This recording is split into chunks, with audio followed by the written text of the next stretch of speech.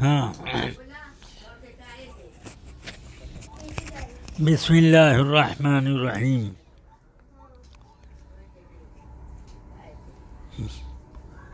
Corona virus اور اس سے متعلق جو حکومت کے احکام نشر کیے گئے ہیں، مجھ سے چند گوشوں پر سوال ہوا۔ میں اس سے متعلق کچھ ضروری باتیں آپ کو بتا دینا چاہتا ہوں۔ بسم اللہ الرحمن الرحیم۔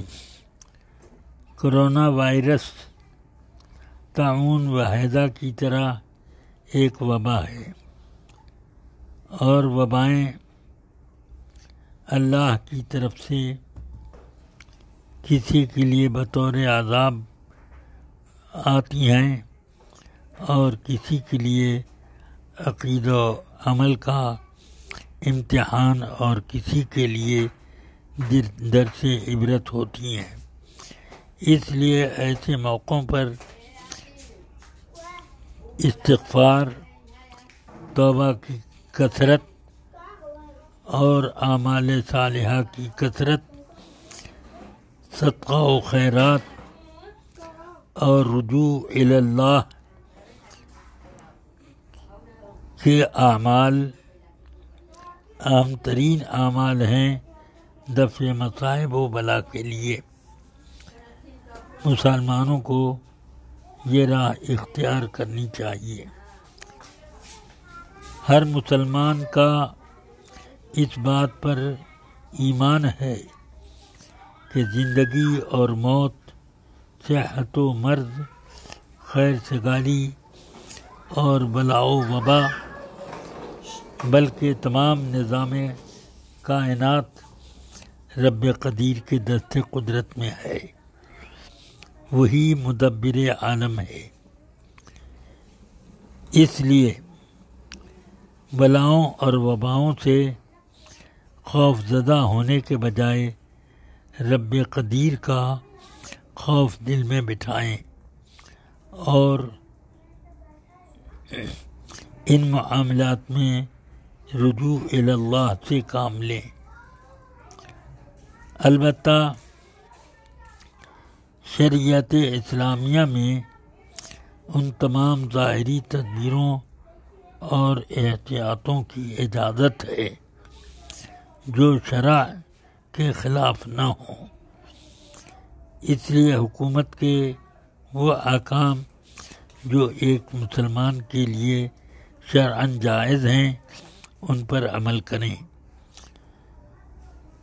قرآن مقدس اور احادیث کریمہ میں فرض نمازوں کو بجماعت ادا کرنا واجب قرار دیا گیا ہے۔ خصوصاً جمعہ کی نماز کا باجماعت ہونا اور اذن عام و امام و معذون کی اقتداء میں ہونا شرط صحت جمعہ ہے، جو بمنزلہ فرض ہے۔ اس سے روکنا ہرگز جائز نہیں کہ اس میں نماز کو اصل طریقے نماز سے ادا کرنے سے روکنا ہے اور مسجدوں کو ویران کرنا ہے، جبکہ اللہ تبارک و تعالی نے ان دونوں باتوں پر قرآن حکیم میں وعیدیں نازل فرمائی ہیں۔ مثلاً ارأیت الذی ینہا عبدا اذا صلی، اسی طرح یہ فرمایا ومن اظلم ممن منع مساجد اللہ ان یذکر اسم اللہ ان یذکر فیہا اسم اللہ۔ اس لیے مسلمانوں کو چاہیے کہ اپنی سنت و نفل گھروں میں ادا کریں اور فرض کے لیے مسجدوں میں حاضر ہوں۔ ساتھ ہی حکومت سے اس معاملے میں اس طرح کی اجازت کا مطالبہ بھی جاری رکھیں۔ بالفرض اگر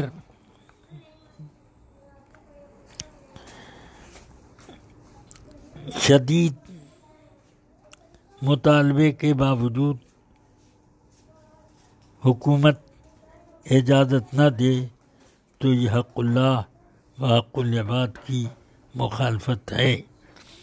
البتہ عامۃ المومنین اس صورت میں رخصت پر عمل کرنے کے مجاز ہوں گے۔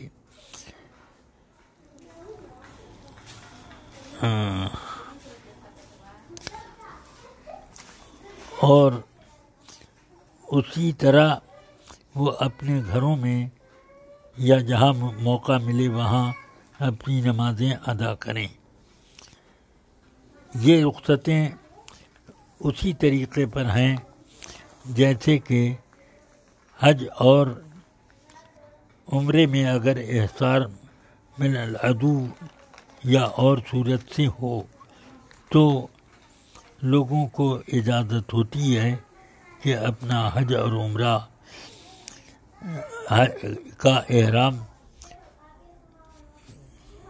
کھولنے کے لیے قربانی دیں اور پھر اپنا احرام کھول کر کے واپس ہو جائیں، بعد میں اس کی قضا ادا کریں۔ اب میں چند ایسے اعمال بتاتا ہوں جن سے وبائیں دور ہوں گی اور لوگ اپنے لیے آسانیاں محسوس کریں گے۔ نماز مغرب یا عشاء کے بعد اپنے گھروں میں لگاتار 7 بار اذان پکاریں۔ دوسرا عمل استغفار کی کثرت کریں۔ تیسرا عمل تلاوت قرآن، خصوصاً سورہ یاسین اور سورہ فتح کی تلاوت کریں۔ پھر ایک اور یہ عمل دفع بلا کے لیے